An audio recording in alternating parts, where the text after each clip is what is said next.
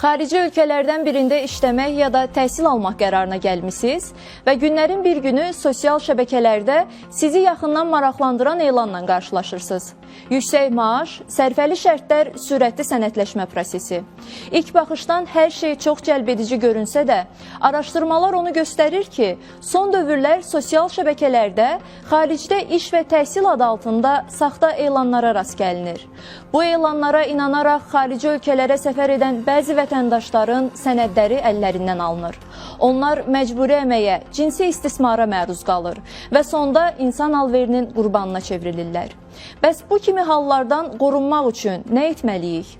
Xaricdə yüksək məvacibli iş və təhsillə bağlı onlayn təklif aldıqda, Daxili İşlər Nazirliyinin İnsan Alverinə qarşı Mübarizə Baş İdarəsinin 152 qaynar xəttinə müraciət edərək, konfidensiallıq təmin edilməklə ödənişsiz məsləhət ala.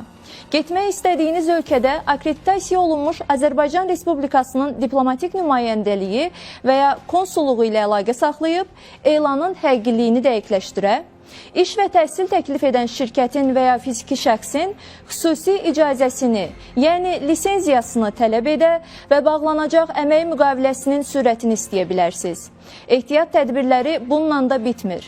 Ölkə hüdudlarını tərk etdikdən sonra da diqqətli olmalı, şəxsiyyətinizi təsdiq edən sənədləri heç kimə etibar etməməlisiniz. Əmək fəaliyyəti ilə məşğul olarkən əmək müqaviləsi bağlamalı, sizə qarşı edilən istənilən qanunazid əməl barədə dərhal yerli polis orqanına, eləcə də həmin ölkədə fəaliyyət göstərən diplomatik nümayəndəliyimizə və ya konsulluğa müraciət etməlisiniz. İnsan alveri haqqında məlumatlı ol, qurbana çevrilmə.